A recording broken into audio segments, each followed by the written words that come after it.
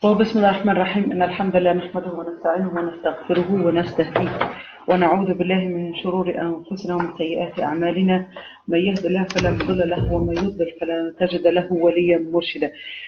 Last week we discussed several things about Salat, or the week before it, several things about Siyam, and we talked about the things that break your fast, and we talked about the obligatory actions of fasting, the types of fasting.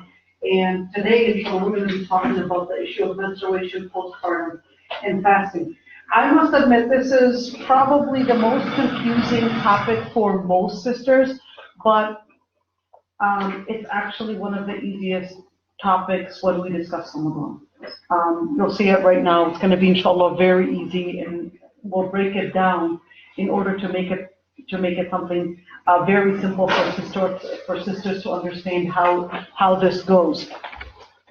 Most of the times, sisters are really confused because they don't know when it comes to menstruation or the period, what a period is, what an istihada is, and what nifas is.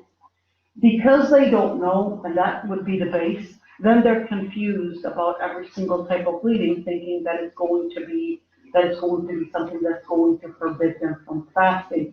And in order to explain that, I think it's very important to just do this little demonstration right here. I just did it in order to make it easy for you guys to understand. So in order to understand the whole concept of the bleeding, you have to understand that there are three types of bleeding that women get. When we're talking about bleeding, we're talking about vaginal bleeding.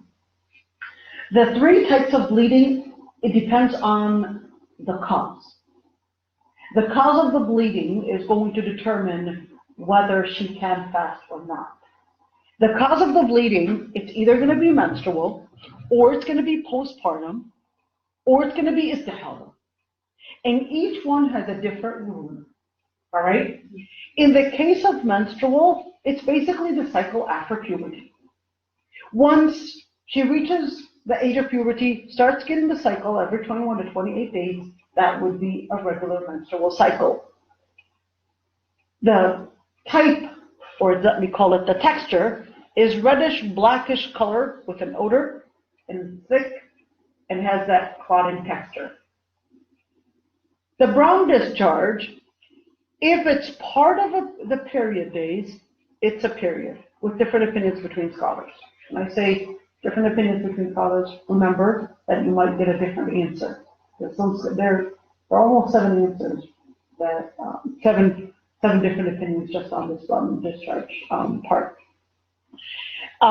As for the longest days of a period and the shortest days, there are different opinions between scholars. Hanafi madhab related it to only 10 days, or the max is 10 days, versus Shafi'i madhab considered that the max is 15 days. The preponderant ruling is that there isn't any evidence that there is a longest number of menstrual period days and the shortest period. It all depends on so many different factors. And the best way to really understand if this is a cycle or not is that by looking at the texture. Remember, the texture is basically this part right here. When it comes to the rulings that relate to it, it would be haram to fast, haram to pray, or have sexual relations. You make up the fast, but not the prayer. All right, let's go to box 2. For box 2, postpartum would be after having a baby or after pregnancy. But if the pregnancy was less than 12 weeks of pregnancy, whether that was because of an abortion or a miscarriage, in other words, there was a pregnancy, if it's 12 weeks and above, whether that was due to an abortion or a miscarriage, that would be called postpartum. If it's less, that would be called istihada. All right? That's the oval number 3 right here. Now, as long as non-white discharge is present till 40 or 60 days, if postpartum, or for some reason that pregnancy was terminated, all right, and that there's that bleeding that is there, as long as it's there, that means she's in a state of postpartum defense. All right.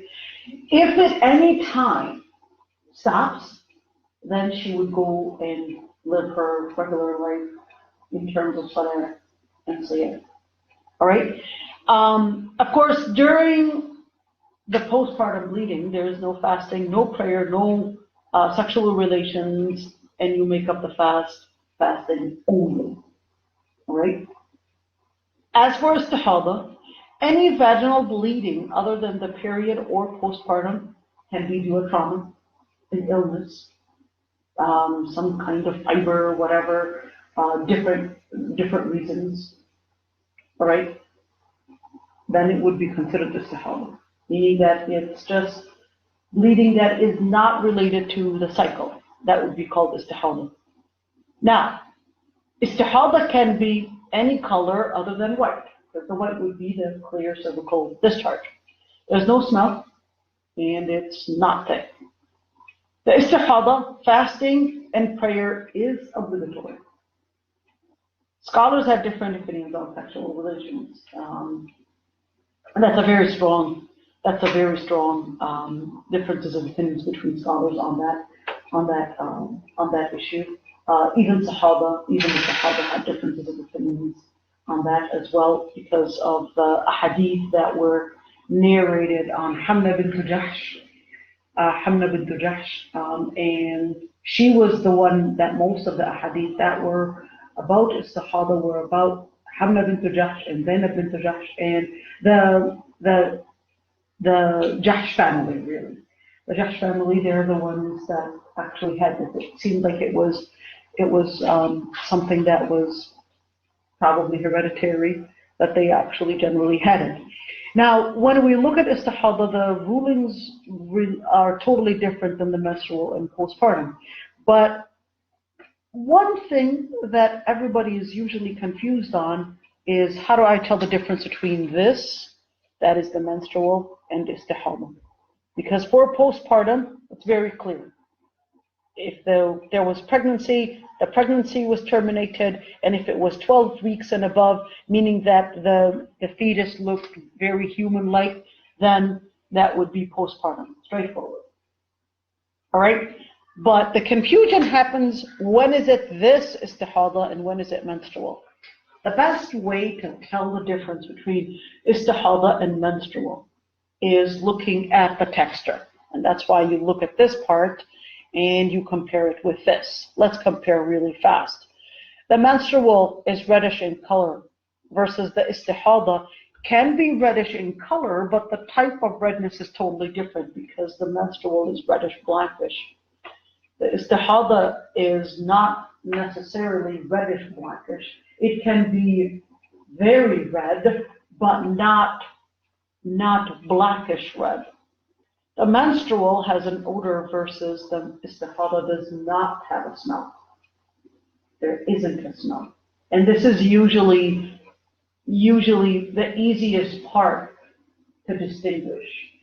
The color a lot of times can cause confusion to many sisters. It can cause confusion because she's all of a sudden lost her ability to distinguish colors. And this is very common. Very, very common, especially with sisters that have IUDs or sisters that use pills, or especially the Marina IUD. That's a very common thing that sisters complain of, and a lot of times it makes them get confused on whether, and especially with hormones and especially with pills with estrogen, that this is a very common thing where the period can even become longer than the other days, and then she becomes confused.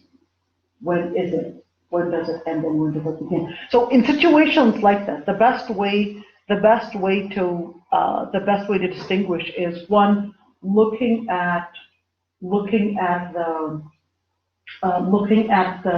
smell, because a lot of times the color seems to get lost all of a sudden. meaning that she's not able to distinguish it. And looking at the thickness. The thickness for menstrual is very thick, and you can actually tell that it's extremely thick versus when you look at the istihada, more drops like a dye somehow. And of course, a very common question that we would get is, what if the cramping, for example, and the other symptoms already started? That does not mean that the period started until the actual discharge actually started.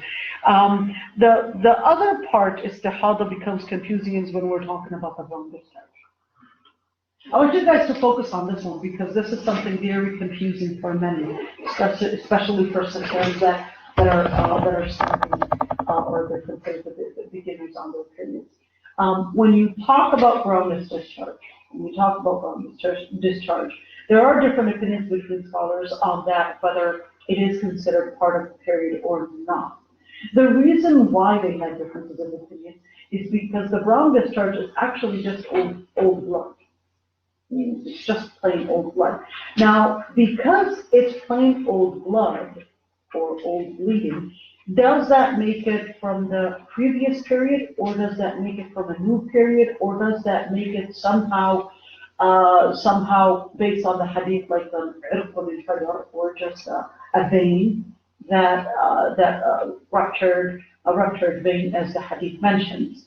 Now, because of that fact, the scholars of fiqh also had differences of opinions on the brownish discharge. And the differences of opinions, they actually range from saying that if it is in the beginning of a period, it's part of a period, to other scholars saying that no, if it's the beginning of a period, it's not a period.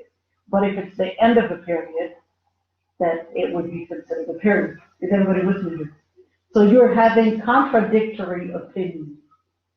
All right, contradictory opinions. One saying no, if it's in the beginning it is. The other one saying no, if it's in the beginning it's not. And the other one saying if it's in the end it's not. And the other one saying if it's in the end it is. Totally contradictory opinions.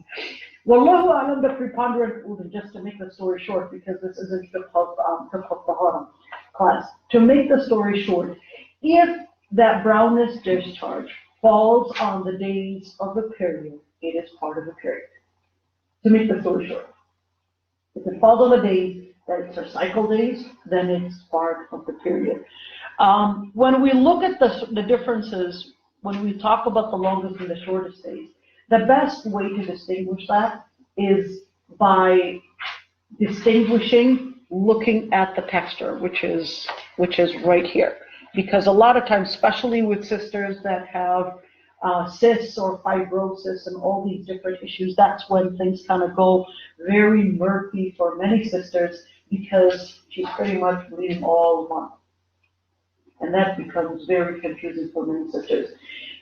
Very important to note, menstrual and istihada, distinguishing menstrual and istihada, is not dependent on quantity. It's dependent on the texture or the quality of that bleeding. So a sister can actually have istihada and actually be flowing even more than her own cycle days.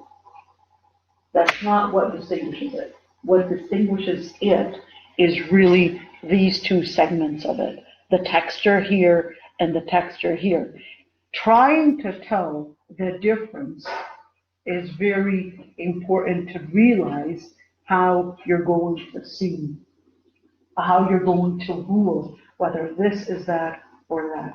Best thing is, like I said, the smell is usually the key that I usually tell the sisters to look at. Is there a smell or isn't there?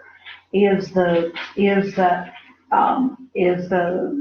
texture of it, is it thick that you could see that it's dripping thickness where it's like, or is it more falling like dye, sort of? That helps to distinguish it as well, because you cannot confuse it. The other part is when we talk about postpartum. Of course, when we talk about postpartum, it becomes an issue because when we say no fasting, prayer, or intercourse, make up fasting only, there are different issues that relate to it. So, if the bleeding after birth, like I said, is after 12 weeks of pregnancy,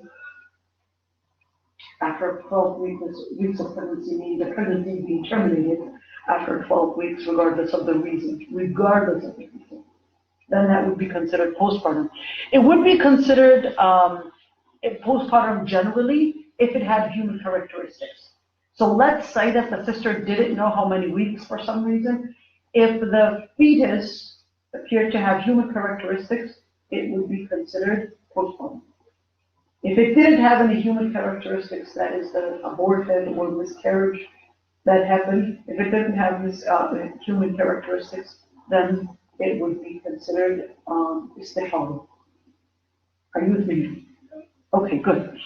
The scholars that say that the fetus takes a shape of human, some scholars actually say that the fetus takes a human shape after 80 days. We're going to pass this because it's right now they easily tell you when and how far along you are in your pregnancy. If a woman does not know how many days she missed, she must estimate the matter and make up what she believes she has missed.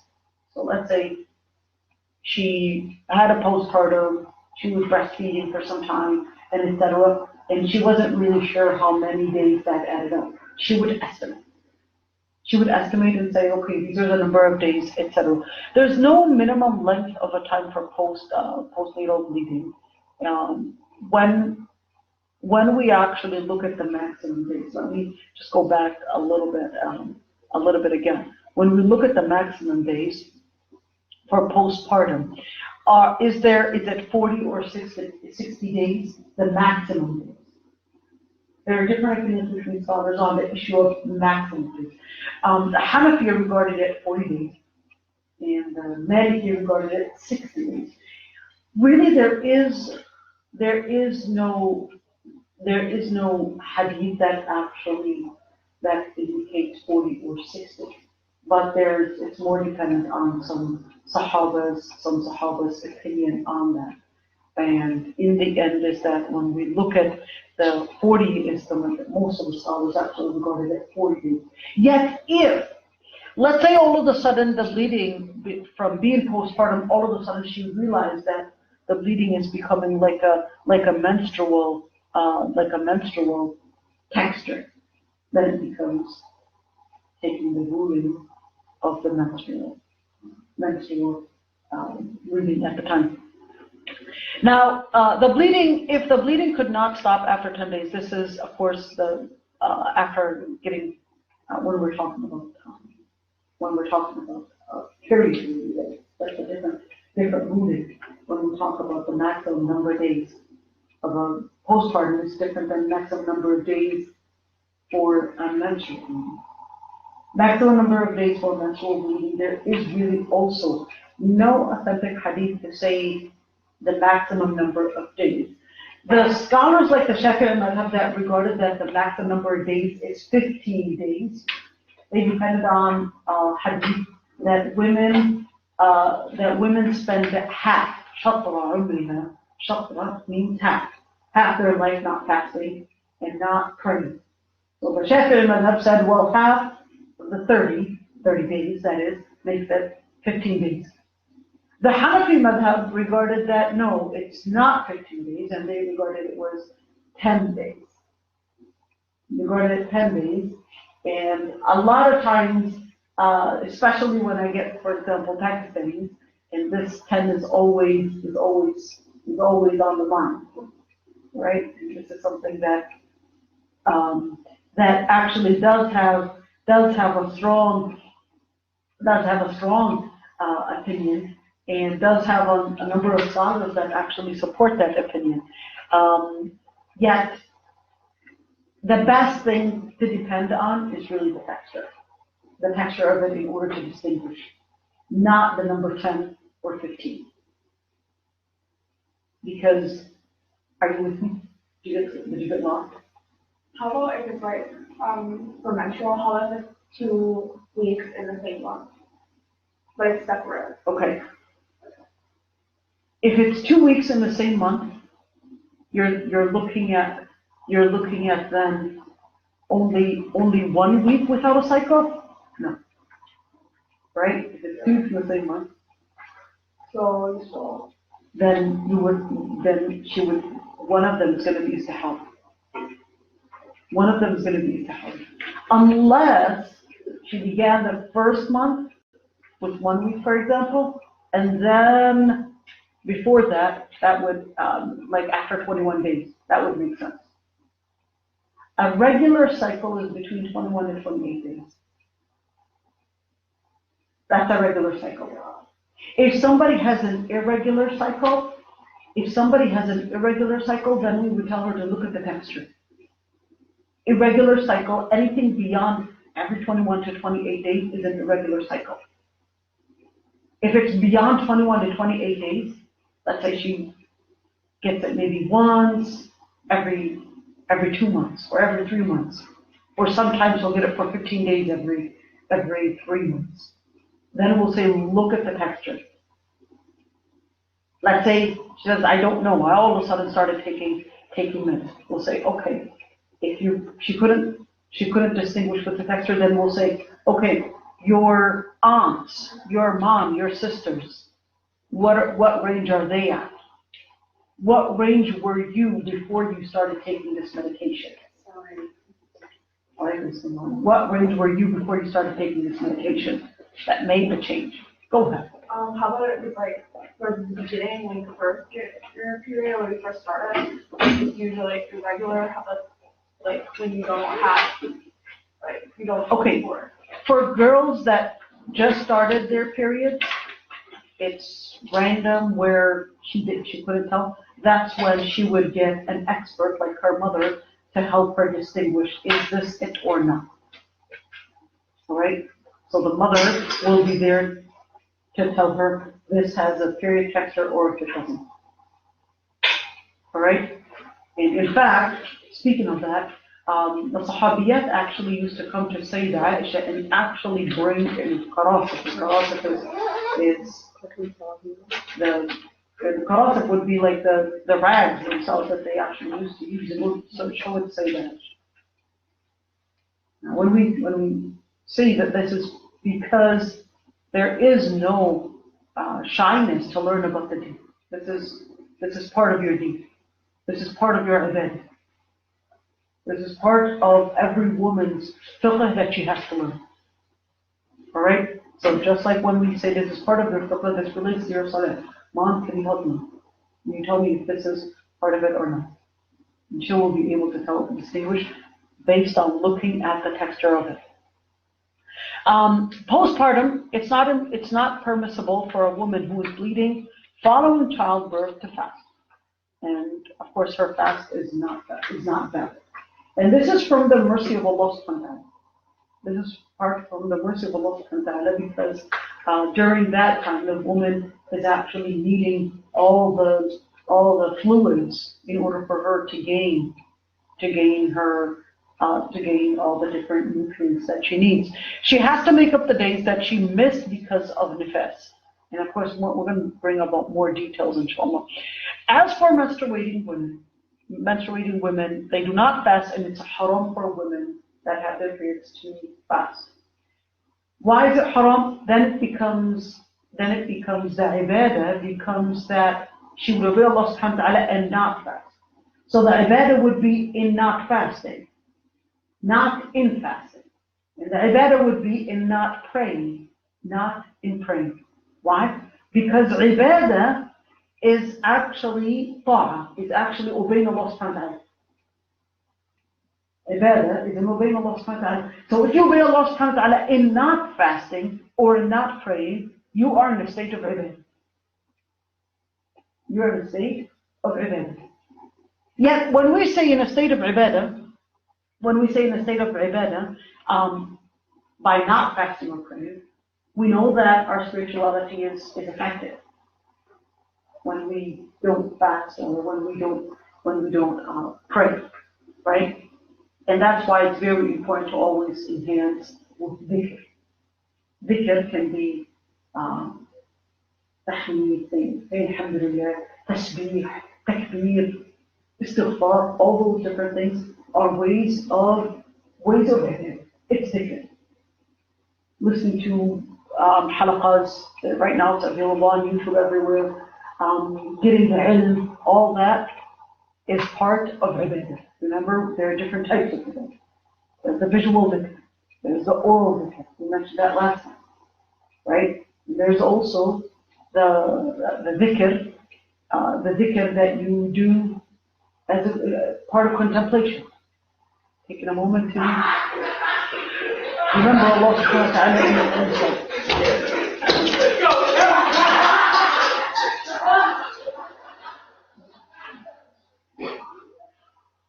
She has to make up obligatory fast that she misses, but not the salah. Why? Because of a hadith. Remember, we do our ibadah. Al-ibadah is not based on analogy. And this is something very important because recently we're starting to get sisters that, or feminist sisters that say that, yeah, we have our new interpretation, and why are you preventing women and starting to make up these new things in Islam that Allah subhanahu wa ta'ala and the Prophet did not reveal.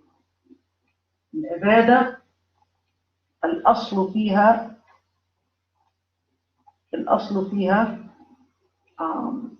عبادة generally, you're supposed to, it's based on the evidences.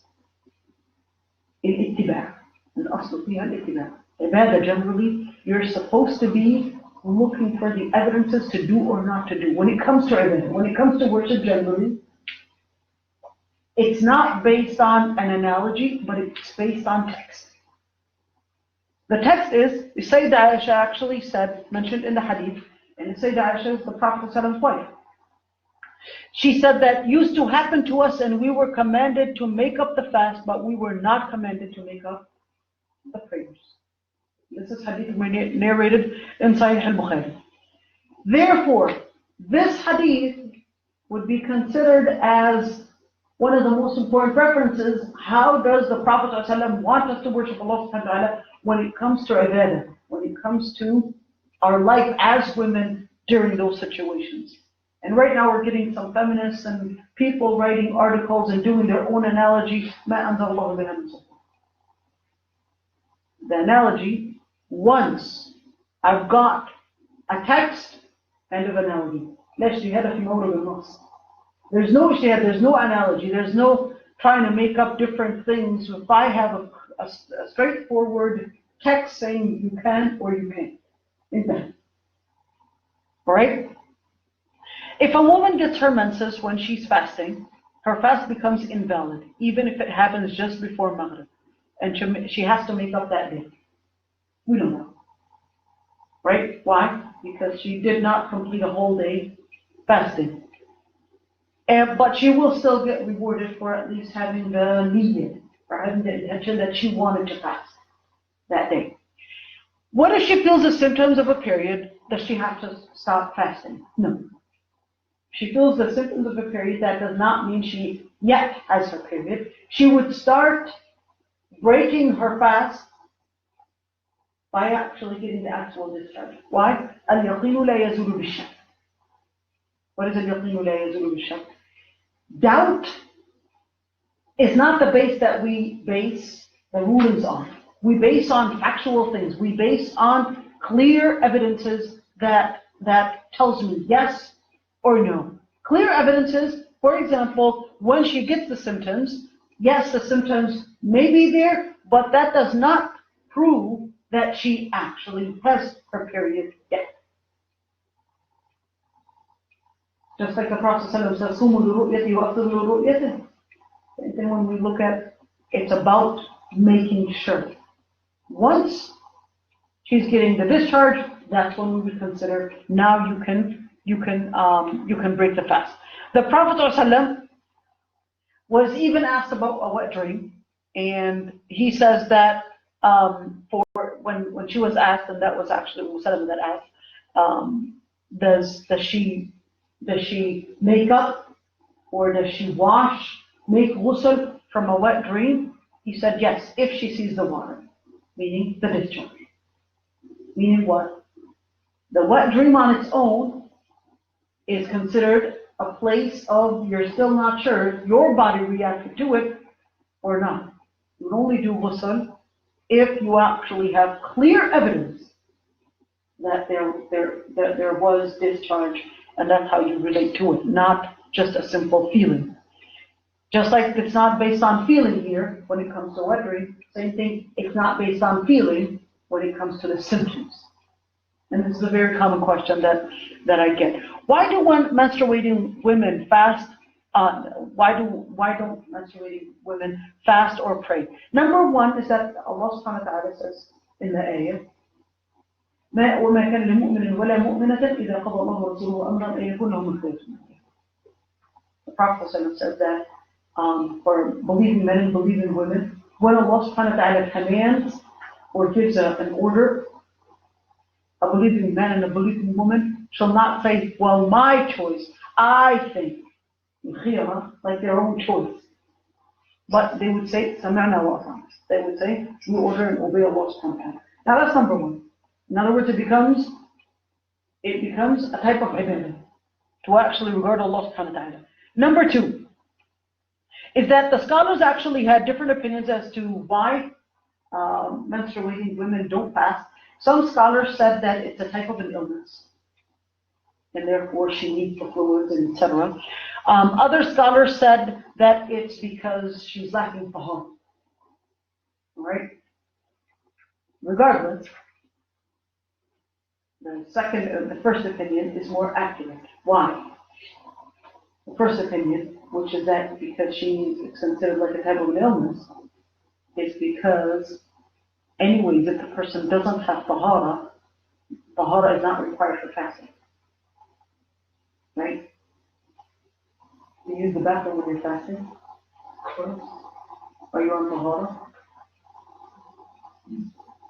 When you're fasting, when you use the bathroom, is tahara required for fasting? No. If tahara was required for fasting, then you wouldn't be allowed to use the bathroom throughout all the day that you're fasting. Because it would invalidate your fast then, right? So to say that the reason why she's not fasting is related to tahara is actually not accurate. Because anyway, tahara is not a requirement or a prerequisite for fasting. So leaving it as to more of an illness that Allah subhanahu wa ta'ala regarded as a permission for women in order to gain the fluids, to get the fluids that they need. And this is something very important. Yes, indeed. Now, one question that usually comes up is, can the woman break her fast, for example, in public? Okay, in public. For example, let's say in public and she wanted to break her fast because she has an excuse. Generally, people will respond, you got many scholars that will respond that yet that hadith is not authentic. What is the hadith mean? It's not authentic. If you get inflicted with something, then hide it. First of all, that hadith is not authentic. Yet, even though it's not authentic, but it is very important that generally you don't reveal your privacies. You don't reveal your privacies. So even if you had a reason, you don't necessarily have to reveal it. You go to the bathroom, you don't necessarily say what you're doing. This is part of personal thing. This is part of adab. This is part of muru'ah. Muru'ah is a khuluq. It's a manner that unfortunately, especially here in the West and here in America, and right now actually in all over the Muslim world, muru'ah is a manner that unfortunately is not talked about and rarely talked about. What is muru'ah? Muru'ah is dignity. Muru'ah is honor. Muru'ah is a manner that that is beyond, is one of the top manners. It's in order to preserve your haiba, in order to preserve your own respect amongst the people. Part of muru'ah, for example, not joking too much. Here in America, for example, it's considered having a nice sense of humor, joking too much, laughter, making fun of things around you. But it's actually not part of muru'ah. Part of muru'ah, for example, when we talked about eating in public, in case the sister had a reason. If the sister had a reason, it's best that you don't necessarily have to reveal it, because then it would be something that the other person might not know what reason you have. Might actually accuse you of lacking deen. Lacking deen, they'll accuse you of lacking honor. And preserving your honor, and preserving your deen, and preserving your respect is part of religiosity in Islam. Prophet ﷺ said, Allah subhanahu wa ta'ala shed His mercy on somebody that prevents others from doing ghiba on them. From doing ghiba, from backbiting them, from gossiping them. Don't bring it to yourself. Act in an honored way in order to preserve your dignity, to preserve your honor. And when it comes to doing things in public, where even if you had a religious reason, remember, the other person doesn't know your religious reason.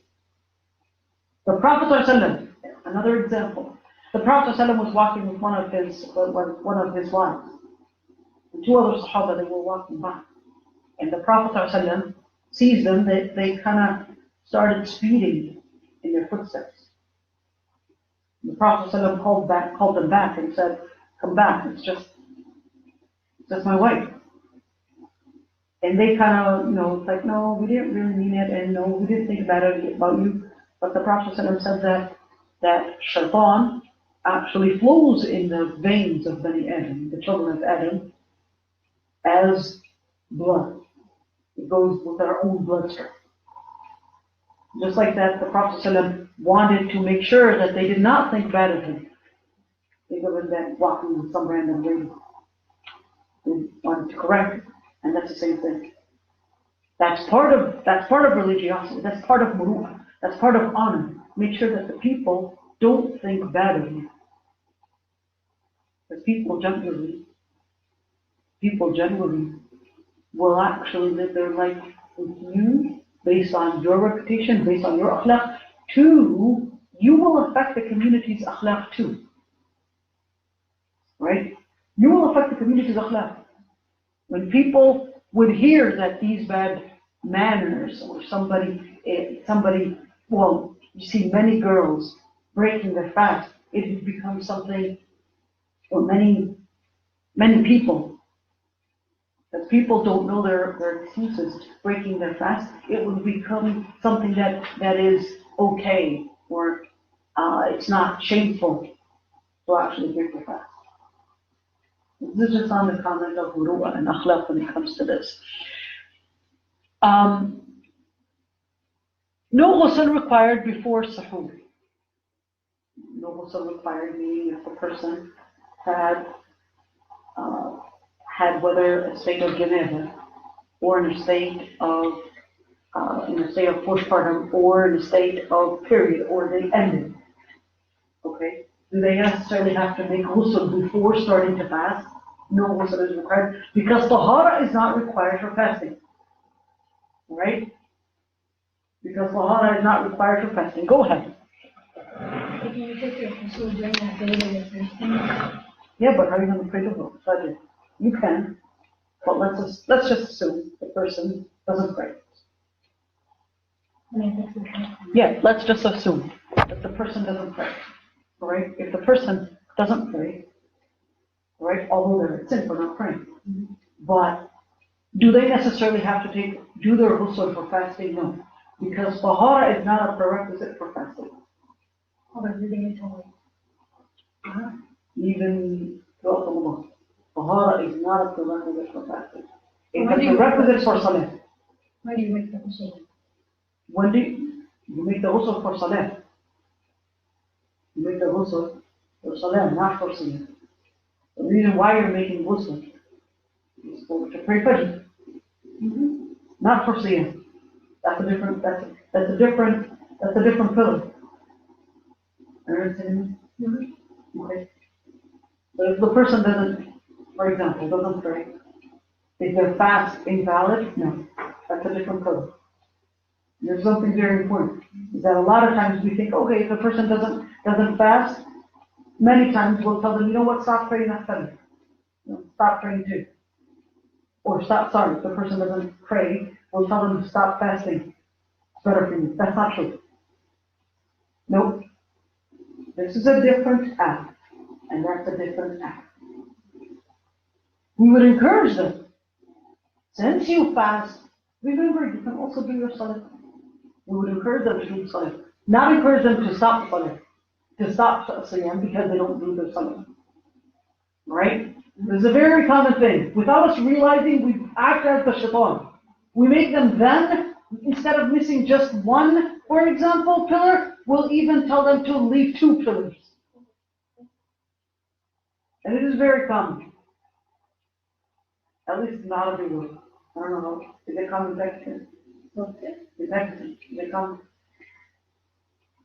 I think so, yeah. You think so, the same thing? They don't pray, but they fast. They don't pray, but they fast. And people tell them to not pray, not fast because they don't pray? Yeah. Okay, so that's the whole thing.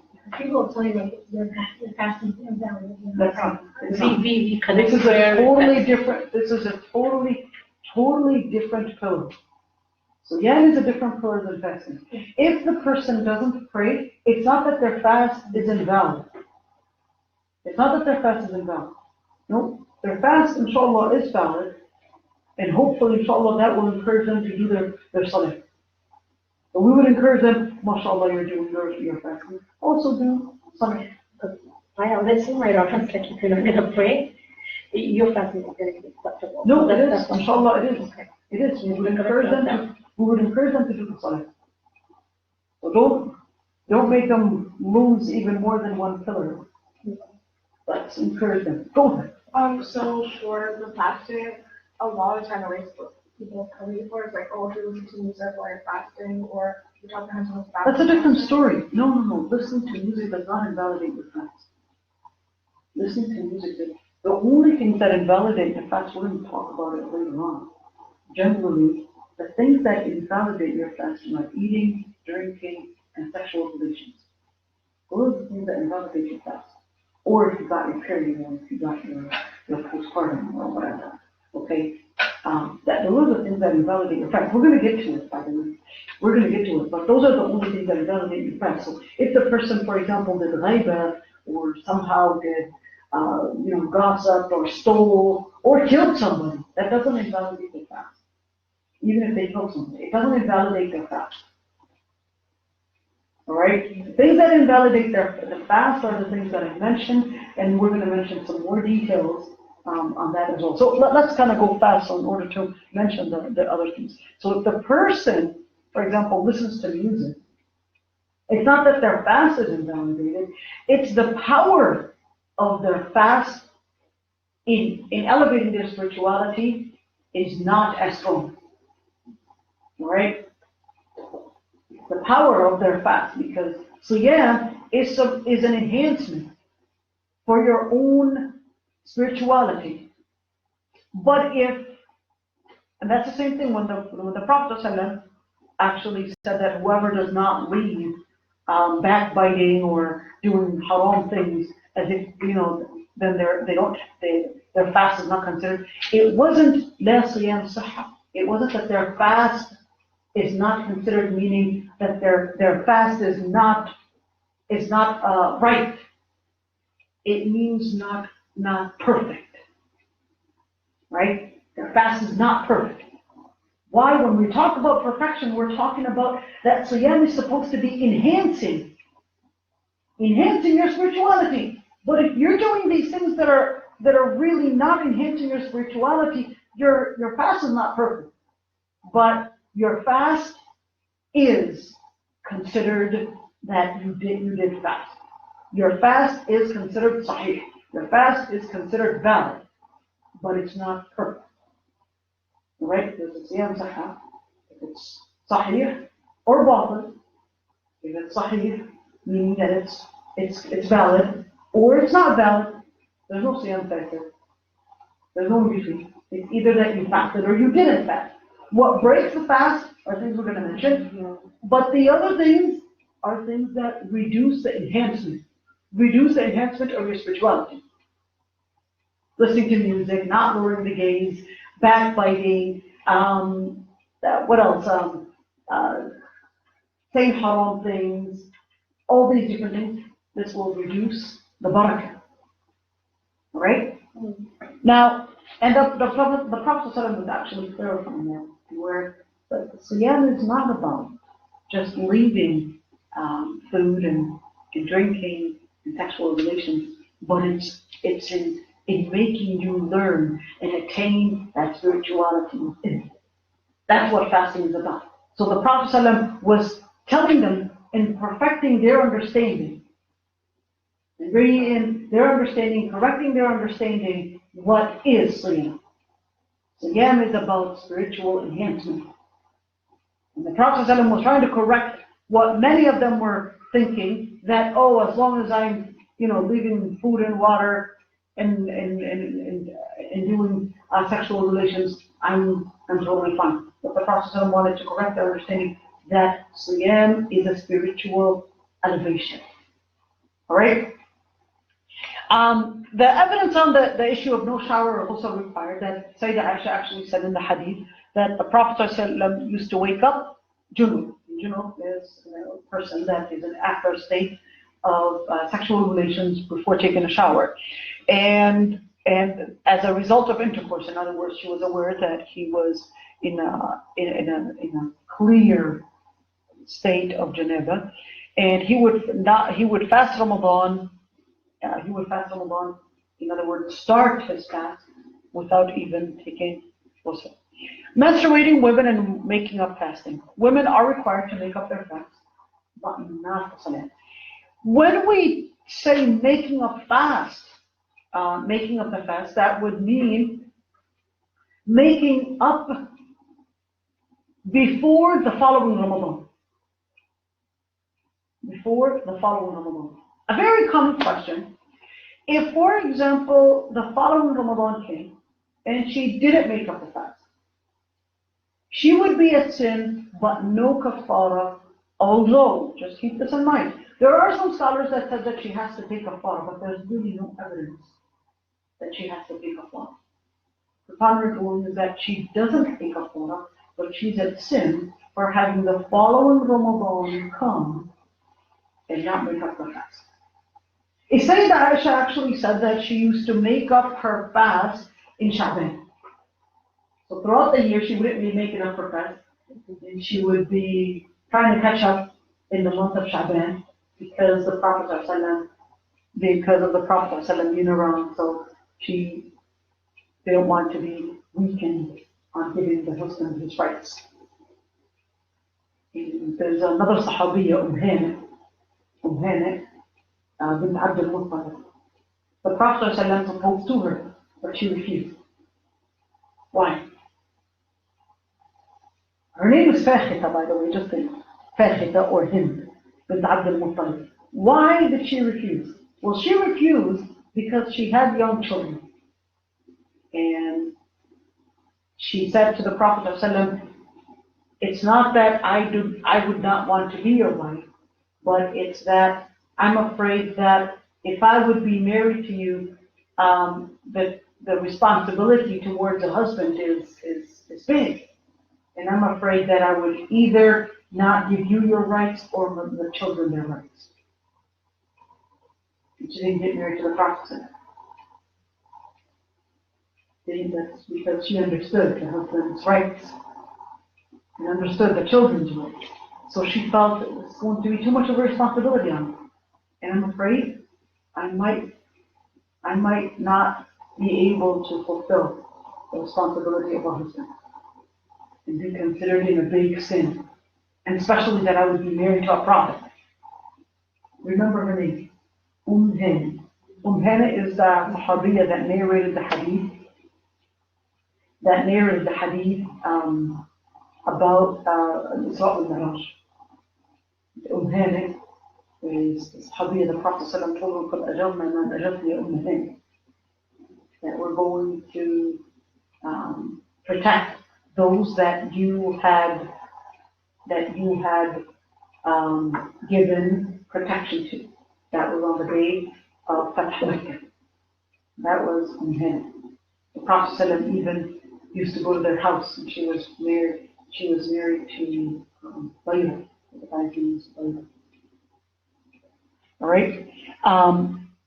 Hana, I don't know why they mentioned Hana.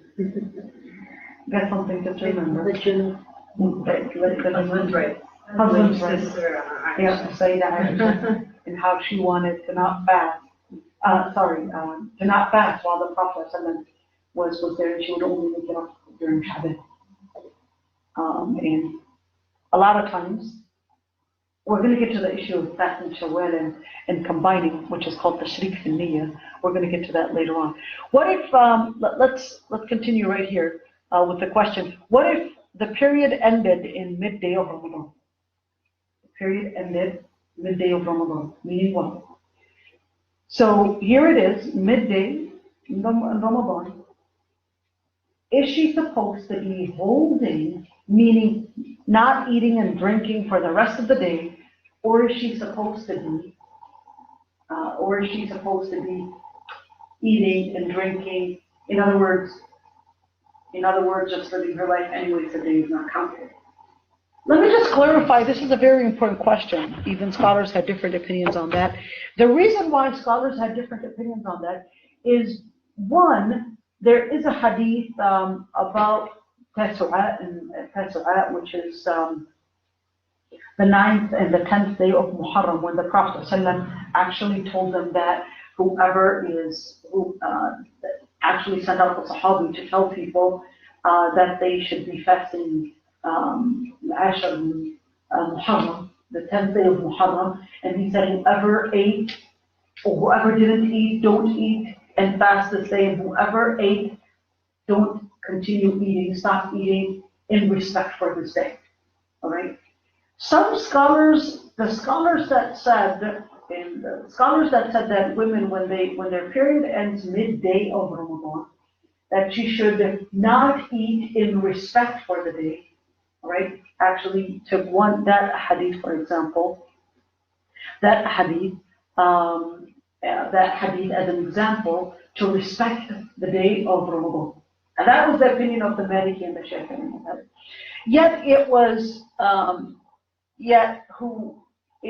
narrated, it was considered based on the other scholars, like the Hanafi, said that no, because anyways she did not start her fast from the beginning of the day, and her fast her period only finished midday, then anyway she's going to make up that day. And to say that she is supposed to be breaking or starting her fast midday is something that there's no evidence on. Therefore, if she did not start her fast before suhoor, which is when, if we were to suppose, a sister had the intention before suhoor and her period ended before suhoor, then she cannot start midday, and she does not have to not eat and drink from midday. So not from midday. It was narrated that Ibn Mas'ud radiallahu anhu said, whoever eats at the beginning of the day, let him eat at the end. Abdullah ibn Mas'ud, who's Abdullah ibn Mas'ud? Anyway, who's Abdullah ibn Mas'ud? Abdullah ibn Mas'ud. Well, he's one of the companions of the Prophet ﷺ, but Abdullah ibn Mas'ud was the sixth to become Muslim. The sixth person to become Muslim. And Abdullah ibn Mas'ud was, when you say the sixth to become Muslim, he was tiny in body. He's very skinny in body. Very tiny, very skinny, dark, young man. And the Prophet ﷺ met Abdullah ibn Mas'ud when he was just a shepherd. He was just a shepherd, you know. The Prophet ﷺ, along with Abu Bakr, they see Abdullah ibn Mas'ud in the middle of the way. And Abdullah ibn Mas'ud, being a shepherd, the Prophet ﷺ asked him if he can take some milk. But Abdullah ibn Mas'ud said, it's not mine, I can't give you any milk. So the Prophet ﷺ tells him to get him another goat that does not have any milk. And the Prophet ﷺ wipes on it, and then it fills with milk. Now Abdullah ibn Mas'ud is watching this, and he said, teach me how to do this. He didn't realize that's a miracle. Father was, oh, teach me how to do it. Are you understanding? And then the Prophet ﷺ told him about Islam, that what he saw was a miracle and not some type of magic. And then the Prophet ﷺ tells him, that you're going to be, inshallah, a scholar. And later Abdullah ibn Mas'ud becomes Muslim, and he becomes one of the scholars of Islam. One of the scholars of Sahaba. He's actually one of the main scholars of the Sahaba. Yep. So let's say you're at the very end of your period and you believe that you're going to not make it through the next day. Can you start to fast when you still are actually bleeding, anticipating that you're going to do ghusl in a couple hours? Okay.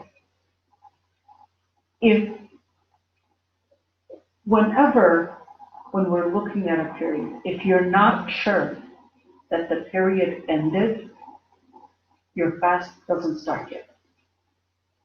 Always remember, al-yaqeen la yazulu bi-shakk.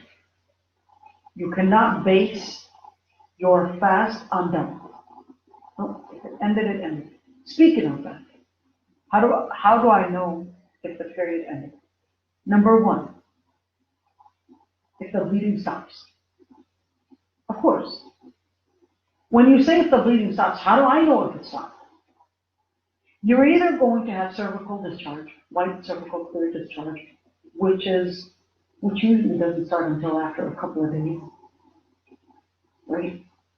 And or dryness. So if she's wiping the area and it's all dry, because it's dry, she can wait a whole day, based on some scholars, not keep on taking showers. Some girls take 6 and 7 showers. No, seriously. I've had sisters that would tell me she took 6 and 7 showers. Wait a minute. You can wait. If it's just dryness after wiping, you didn't see anything, then you can wait a whole day to make sure that your period ended. All right? Now, if you wait a whole day, scholars have different opinions since that day you did not see anything on whether you have to make up the fast for that day or make up the salat for that day or not. It's best to make up the salat, just to stay away from the differences of opinions of scholars. Because you did not know whether you had finished or not. It was just dry. All right? So the fast would, so the brown discharge should not be there either. The what? Like the brown discharge. The brown discharge should not be there. Should not be there. If the brown discharge is there, then the brown discharge is there, like I mentioned before, even though there are differences of opinions between scholars on the brown discharge, yet the preponderant ruling is that if the brown discharge is present during the days of a cycle, it's part of the cycle. If it's during the days of the cycle, it's part of the cycle. If it's outside of the days of the cycle, for example, it's not the period time yet, it's not the cycle time yet the sister started getting brownish discharge. Oh, and smelly too. All right? That doesn't make it a period because it's outside of your cycle. You know what I'm saying? Mm-hmm. It's outside of the cycle. If it's during the days of the cycle, like at the end of the cycle or the beginning of the cycle, it's part of the cycle. With differences of opinions between scholars. All right? But I don't usually start with with all the differences of opinions between scholars and lay out the differences of opinions because it's going to get people confused. So I just give up a preponderating video, right? Istihada. Yes, ma'am. Sorry. For the cycle, you said the ground discharge is the time that you would have your period, then it's the third period. So if you just got your period and you don't really have like a cycle yet, and it's kind of random, how would you know? Generally, when girls are young, they never witness a period. It would be very important to ask the mom if this is a period and see the pediatrician or the doctor to tell you if they would actually do your blood test. They would do your blood test to tell you if you are actually ready to getting your puberty or reaching if you hit the age of puberty or not. They'll do you blood testing to see different blood tests to see if you're actually hitting puberty or not. Puberty starts in 5 stages. So there's where your body is preparing for puberty. It's starting to get hair at random areas. Then they're starting to get different growth at different areas, etc. That would be the pediatrician to tell you. The pediatrician will actually transfer you to the doctors that specialize in glands to actually tell you if your body is hitting puberty or not. But generally speaking, am I going to be making an appointment to see if she hit the age of puberty or not? You would consult somebody that knows, like your mother, to tell you if this is a period or not. Yet, all bleeding is a cycle unless proven otherwise. This is a very important thing. Ladies, pay attention to this. All bleeding is a cycle unless proven otherwise. In other words, it's not supposed to be istihada, but it's supposed to be a cycle. Why is it al-asl في الدماء الحي في الدماء المرأة? Al-asl, it's supposed to be the initial rule of it because all people are generally healthy. Istihada is usually related to an illness. All right? Cyst, who knows, fibrosis, whatever it is, it's related to an illness. So generally, all people are healthy unless proven otherwise. All people or all women, the bleeding that they're getting vaginally is supposed to be a cycle unless proven otherwise. All right? So it's supposed to be a cycle unless your doctor told you, oh, this is a fibrosis, or this is a cyst, or this is some kind of an illness, a trauma, cancer, ovary issue, something. That's a different story. All right? Had a surgery, different issue. That won't be a period. You know what I mean? Did I answer your question? Okay, now let's go for istihada. Istihada is either a prolonged flow of blood, possibly called menorrhagia, or bleeding outside of the menses. Now, one thing is that menorrhagia is something else, but this is just an example. Istihada is a totally different thing. Istihada is more, like I said, of an illness related or some kind of the Prophet ﷺ actually, let me use the Prophet ﷺ's term, said it's just a vein, meaning that it's an outside of an unfertilized egg. There's nothing to do with it. Meaning that it's inside the body, but it's not related to an egg, an unfertilized egg, or related to that. Now, the doctor is going to tell you, for example, for the menorrhagia, the doctor is going to tell you that it's the thickness of the uterus, etc. Thickness of the uterus is not necessarily really in the fiqh understanding. All right, this is very important The thickness of the uterus, they'll tell you this is the thickness of the uterus and what you're seeing is a period. Medically, for the doctors, all the medical doctors, OBG, they'll always tell you that this is a period. All right? So, because the definition of a period for them is the uterus, not related to an unfertilized egg or that, or not related to the definition of fiqh. This is very important because many sisters will go to the OB and the OB will tell her, oh, it's your period. Okay? The fiqh definition is different than the medical definition. All right? So saying that, okay, menorrhagia does not necessarily mean that this is a period and does not necessarily mean this is istihada. But a lot of times, for those that have this, a lot of times it's related to istihada. Let's do it again. When we say istihada, we don't have a medical definition for it. Because the definition of istihada in Islam, the Prophet ﷺ said it's a irq. Irq meaning that it's a vein, meaning that it's an inner illness, it's something on the inside, it has nothing to do with the cycle. Cycle has a different gland, has a different part of the body, brain, etc. that relates to it. All right? The istihada is more of, you could say, outside related gland other than that. Not meaning outside related gland, not meaning not the uterus, but meaning not that it's an outside vein outside of the things that relate to what causes periods. All right? That's why the Prophet ﷺ said, it's a meaning it has nothing to do with that. It said, irq meaning vein, irq meaning like a cut. You could say it's like a cut. It's an outside thing.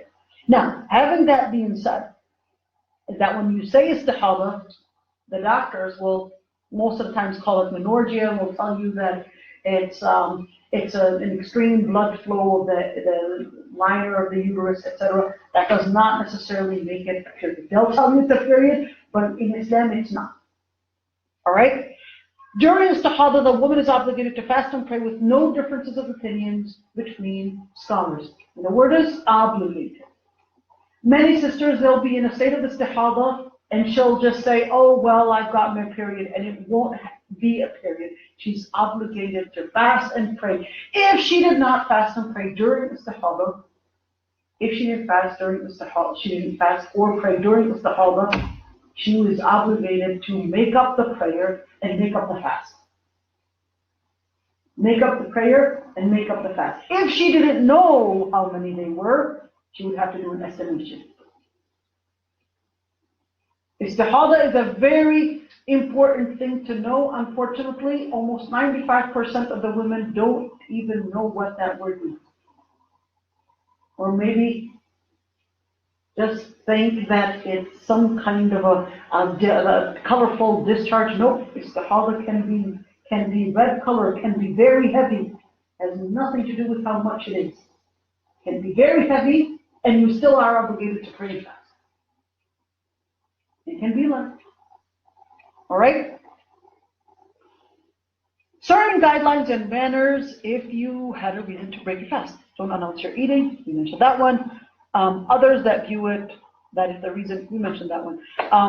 The one, al-Qadi, that is, said, did I say anything about Qadi Riyad? I don't know what Qadi Riyad is. Qadi Riyad, he's a Maliki scholar. Maliki scholar meaning from Morocco, right? They're Egyptian, right? All right, Qadi Riyad, very beautiful thing. His mother and father, they wanted to upbring him as a scholar. That's what they wanted. So the father, in order to upbring him as a scholar, was very keen on him eating halal. In order for him to eat halal, the father would every single day go to work, come back, did my son eat halal today? That was something that he would do every single day. Well, one time this young toddler, Ayah, wanted to play with the other kids. The other kids took him outside and had him play. He was playing outside, but the young toddler started crying. So the kids decided, let's just give him to an auntie that can breastfeed him, or give him some kind of a breastfeeding, give him some kind of a food, anything. Well, he happens to be playing in an area where generally it was known not very good neighborhood. The kid at 8 in somebody's house that was generally not considered as a pious neighborhood. Kids come back later in the day. Dad comes back. Did Ayub eat everything halal today? Mom says, I'm not really sure. The kids come outside to play. Dad asked, did you guys feed him anything? Yeah, we gave him to that auntie. Dad decides to insert his fingers inside his mouth and let him vomit everything he ate. He vomited everything, but a little bit remained. So later when al-Qadi Iyad grows and becomes a scholar, in fact becomes the Qadi, and that was considered like the highest level of ilm at the time, Qadi, the judge. He would say, that was the remaining from that nursing, that lady nursed him, that was the remaining of it. Whenever he would make a lisp or make a mistake or his tongue get tongue-tied or something like that, he'd say, this is the remainder of it. Eating halal gives you the you feed your kids halal, gives you the safa, gives you the clearance in order to acquire ilm. So Qadi Iyad said the one who eats openly on Ramadan is to be denounced, even if there's an excuse. Meaning what? That they should be stopped, even if they have an excuse. Why? To protect the community's religiosity, protect the community's spirituality. He said if the reason is invisible, or aqeel, this is aqeel. That's a different one. Let's continue. Pregnant and breastfeeding women. Can they break their fast or not? When you talk about pregnant and breastfeeding women, generally breastfeeding and pregnant women are permitted to break their fast if they fear, again, the word is if they fear for their children in pregnancy. Why? Because when we look at pregnant and breastfeeding women, generally they are capable of fasting and they are obligated to fast unless they fear. When we say fear, what is it dependent on? You can fear due to an imagination, shak, doubt, or you can fear because you know something, right? The fear, does it require a doctor's prescription? All doctors will tell you they're even in fluids and all that. There's no doubt about that. All right? There's no doubt about that. This would actually depend on, number one, is that her capacity to continue fasting. All right? And her worry is dependent on sometimes the time of her pregnancy or her breastfeeding. For example, a sister that is breastfeeding a child that is 6 months and above is capable of breastfeeding and fasting because the child is already getting solids, right? He's able to fast. But a woman that is, let's say, for example, I don't want to say a month baby because she's probably going through a postpartum, but 2 month baby, a lot of times during in the midst of all that strong growth, and the baby is not taking any solids and crying constantly, even then fear that he's probably because he's too hungry. Women that actually breastfeed know if the baby is taking enough milk or not. Right? They're able to tell. So in situations like that, and she feared that, oh, the baby's already he's becoming colicky, he's becoming this, or she's becoming crying more because they're not taking in the fluids, then even without a doctor's prescription or a doctor telling you that you have to break your fast, then you can actually break your fast. Why? Because you have a yaqeen now. You are sure. The child is becoming colicky, the child is hungry, the child is not taking in enough fluids. Let's go for a pregnant woman. A woman that is in the beginning stages of her pregnancy, the first trimester, is going through morning sickness.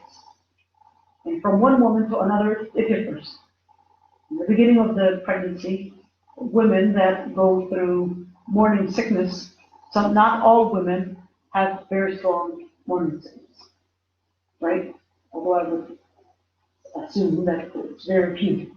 Most women go through very strong morning sickness. When you say morning sickness, if she doesn't eat anything, in fact, if she doesn't have the crackers right next to her bed, she'll start vomiting, right? How many people got pregnant? Yeah. You have kids? I have 3 kids. You have 3 boys, okay. So the women that never got kids, let's keep this in mind. Inshallah, Allah subhanahu wa ta'ala will give you 5 sustenance. And even get you, inshallah, to get children, inshallah, and you'll go through, inshallah, having kids. Say any barakah. Anyhow, so when the woman goes through those stages of morning sickness, she doesn't get a cracker right away, she might start vomiting and might start getting sick. In that situation, she's going to worry that, okay, am I not getting enough fluid? And right away she'll get really sick anyways. If at any time she doesn't eat, or she's got an empty stomach, right away she'll start throwing up. And this is something very common with the women, especially in the first 14 or 15 weeks of their pregnancy. Then she's very sure that she's getting sick, right? She's sure. In sickness, she can see the symptoms of it by throwing up, fainting, getting very dizzy. Now she's sure. All right? It's not built on shak. It's not doubt. All right? Now, if we go past the 15 weeks, she's doing okay. Not all women, but a number of women. Okay? 15 weeks, after 15 weeks, she's doing better. And then once she hits 26 and 25 weeks, again, she's starting to get needing that fluids in the water again and all that, and all those foods, because the baby is starting to go even faster. Right? Then the whole determination is going to be based on, are you capable of fasting or not? Are you seeing actual changes on the ground? But again, are you seeing actual changes on the ground, meaning you're starting to feel like you're starting to get dizzy, starting to get blurry vision, or they're probably telling you amniotic fluid might be affected at that, depending on the situation. Amniotic fluid is affected because of the lack of fluids, and even if you're on the 9th week, or 9th week, the 36th week, for example, and they might tell you, well, you're in the last week, but you're able to fast. But they're telling you, oh, there's only this week, but this week, anytime, the amniotic fluid might change, or some people from even week 30. The trouble changes and all the different changes in the body, all right? In this situation, you're going to, okay, now they're seeing something. When they're seeing something, that's when we say, it's determined on yaqeen. It's determined on things that we're sure, things that you feel, things that not getting doubt, but you feel, yes, I'm starting to feel dizzy. Now I'm starting to feel like I feel nauseous, or starting to feel like I'm going to throw up. Then you're actually seeing yaqeen. You're very sure that you're getting sick symptoms. Then now, this is to explain the issue of fear. So fear for the child in the pregnancy determined on things that you actually see, and it's not about, okay, well, I'm not really sure. Yeah, well, of course, the body needs more fluids all times. the bodily fluids. There's no doubt about that. But here we're talking about having something that is sensed, having something that we can detect, and that's what we mean by fear. Scholars have four different opinions on the matter of pregnant and breastfeeding women and how they make up for the mistakes. This is very important. Focus here. When we talk about making up for the days that they missed because of their breastfeeding or pregnancy, you have four different opinions. Opinion number one, pays the fidya. What is the fidya? Fidya meaning she pays money, $10 a day approximately, for every single day that she missed. Now, the first opinion says she just pays fidya. That should suffice. All scholars agreed that if she makes it up by fasting, that should suffice. All right? But the scholars had different opinions. If she does not make up those fasts, if she doesn't fast those days, what happens? Some scholars says she pays the fidya, does not have to make up the fast. The second opinion, she makes up the missed days and does not pay fidya. Makes up the missed days and does not pay the fidya. The third opinion, she does both. Pay the fidya, meaning $10 per day, that was missed, plus make up the day. Breastfeeding women, fourth opinion, breastfeeding women make up and pay fidya, and pregnant women make up only. Opinion number 4. And that was based on madhab maybe. Now, let me see. Preponderant ruling on that. By the way, every single opinion was actually mentioned by some Sahaba. Meaning what? That even the Sahaba had differences of opinions on this matter. Alright? Even the Sahaba had differences of opinions on this matter. And we're talking about some of the greatest Sahaba, like I mentioned here, Abdullah ibn Abbas and Abdullah ibn Umar had the first opinion, which is that she pays fidya and does not make up fast. When I say differences of opinions between scholars, remember, meaning that every single opinion had strong evidences that supported it. Now, the preponderant ruling, which one to take from these? Number one is that women make up the missed days and not pay fidya. They make up the missed days and not pay fidya. Although the opinion that says to pay fidya was mentioned by Sahaba. Pay fidya, Abdullah ibn Umar and Abdullah ibn Abbas actually said that she would just pay fidya and not make up. When you say pay fidya, $10 a day. $10 a day, and then she doesn't have to make it up in fasting. The reason why I think this is the preponderant opinion is that the pregnant or a breastfeeding woman, that's a temporary time. And the reason it's temporary, when the reason is temporary, she would be just like a person that is ill.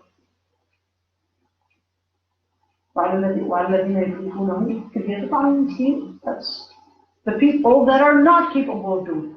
But the people that are ill, but the people that are ill, then they should do on the number of days, the precise number of days that they actually broke their fasting and make it up on the exact number of days. Now, the temporary reason would tell us that it's just like the temporary reason of an illness. 2 is that the Prophet ﷺ said, Allah has revealed in the hadith, إِنَّ اللَّهَ وَضَعَ عَلَى الْمُسَافِرِ نِصْفَ الصَّلَاةِ وَالصَّوْمُ عَنِ الْحُبْلَى وَالْمُرْضَعِ. The hadith that is narrated on Anas ibn Malik. And Anas ibn Malik, who's Anas ibn Malik? His mother was a woman that her husband actually left her and threatened to kill her and left for a ship, left for the Lebanon. And then Bint Malhan, which is his mom, all right, she had Anas and al-Badri. She gave them to the Prophet. she gave actually Anas ibn Malik to the Prophet ﷺ to learn from the Prophet ﷺ, to help the Prophet ﷺ, serve the Prophet ﷺ, do different things, and he was also learning from the Prophet ﷺ. So Anas ibn Malik, as a young child, he would learn from the Prophet ﷺ. And this is something that is very important. If you're a mother, let your child come to classes, even if it's adult classes, in order to learn. You think they're not learning, but no, they will learn. Anas ibn Malik, listen to this. Anas ibn Malik, when he was with the Prophet ﷺ, he was only just a 7 or an 8-year-old boy. But he was learning the rulings of even pregnant and breastfeeding women and people that are journeying. All right? This is very important. In our times, we would say, oh, he's too young to learn that. No, he's not too young to learn that. Anas ibn Malik was only a little boy when he learned that the Prophet ﷺ said, إِنَّ اللَّهَ وَضَعَ عَنِ الْمُسَافِرِ نِصْفَ الصَّلَاةِ. That Allah subhanahu wa ta'ala had actually reduced the salah for somebody that is on a journey to the half, and for women, meaning that Allah subhanahu wa ta'ala had actually dropped fasting on the women that are breastfeeding, and pregnant. Now this is Ibn Malik. Now when do we say that the Prophet ﷺ said this hadith? This is comparing the person that is musafir, who has a temporary reason, with somebody that is pregnant or breastfeeding for the same exact kind of temporary reason. So Anas ibn Malik in this hadith says that the Prophet ﷺ combined or somehow put them in the same category as a temporary reason. All right? So when we say temporary reason, we're looking at the same exact reason in the ayah. We go back to the ayah, and the ayah actually says, and فَمَنْ كَانَ مَرِيضًا أَوْ عَلَى سَفَرٍ فَعِدَّةٌ مِنْ أَيَّامٍ أُخَرَ. Whoever is ill or on a journey, then they would do makeup on other days. Temporary reason is a temporary or makeup on for those temporary reasons. Therefore, the pregnant and breastfeeding women would actually consider temporary reason to make up those days. Yet, that does not mean that the other opinion doesn't have also strong evidences to support it, and particularly the one that says to pay fidya instead of fasting. This is a very strong opinion mentioned by Abdullah ibn Abbas and Abdullah ibn Umar. This is a very strong opinion. All right? No, permission to break the fast for the breastfeeding and the pregnant woman is only during hardship. Unfortunately, I see many women they think that pregnancy and breastfeeding is just a green card to break the fast right away. No, not too fast. Only if hardship was present. Only if hardship was present. Scholars limited the cases of hardship when we talk about pregnant women and breastfeeding, because this is similar to the sickness. Just like when we said morning sickness, for example, she starts vomiting, here's a sickness. It's clear, right? In the hadith, Abdullah ibn Abbas actually explained, وعلى الذين يطيقونه فدية طعام مسكين قال كانت رخصة للشيخ الكبير والمرأة الكبيرة وهما يطيقان الصيام أن يفطرا ويطعما مكان كل يوم مسكينا والحبلى والمرضع إذا خافتا. Meaning what? Meaning that Abdullah ibn Abbas, who's Abdullah ibn Abbas? The cousin of the Prophet ﷺ. Abdullah ibn Abbas, the Prophet ﷺ said, اللهم علمه فقهه في الدين وعلمه التأويل. Ya Allah, give him fiqh in deen, give him ilm in deen, and teach him the interpretation of the deen too. That's Abdullah ibn Abbas. Abdullah ibn Abbas, when the Prophet ﷺ died, he was only 13 years old. He became one of the best scholars Like Abdullah ibn Abbas, one of the best scholars of the Sahaba.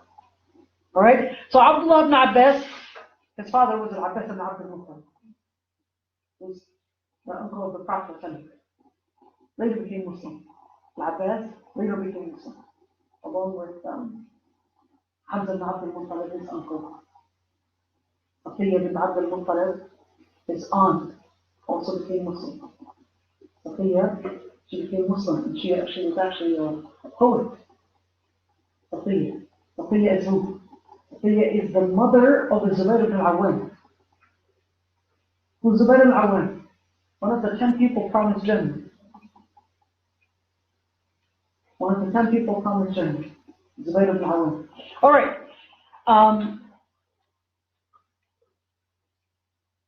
The question is, what if I delayed making up till the next? Oh, I didn't explain this one. So Abdullah ibn Abbas is saying that the ayah that is in Surah Al-Baqarah, ayah 185, is that it was revealed as a permission for the elderly and the elderly woman as well, who cannot fast, that they can break their fast and they can pay the fidya on behalf of every single day that they missed. That they can pay a fidya, and for the woman that is pregnant and the woman that is breastfeeding, if they fear, the word is fear, meaning that they are sure, they can already see some signs that their body is weak to that fast. What time is it? It's 3 o'clock. It is okay. So we'll continue next week, inshallah. All right. Any questions before we end right here? We're going to continue next week. Let me tell you what we're going to continue next week, inshallah. What if I delayed making up till the next Ramadan? Even though we discussed this one, haven't we? The traveler. We're also going to talk about the healthy person, a person that has a hard job, summarizing the reasons that qualify for breaking the fast. Healthy reason: pregnant women, hired for breastfeeding, joining the army, kafara for intercourse. We're going to talk about that for Ramadan, inshallah, next week. Things that other issues that relate to married, the married people, and the kafara for that, inshallah. When do I make up my fast? What if I delay making up the fast next Ramadan? And other issues, inshallah. We'll see you guys, inshallah, next week. Assalamu alaikum wa rahmatullahi wa barakatuh. Yeah, for you.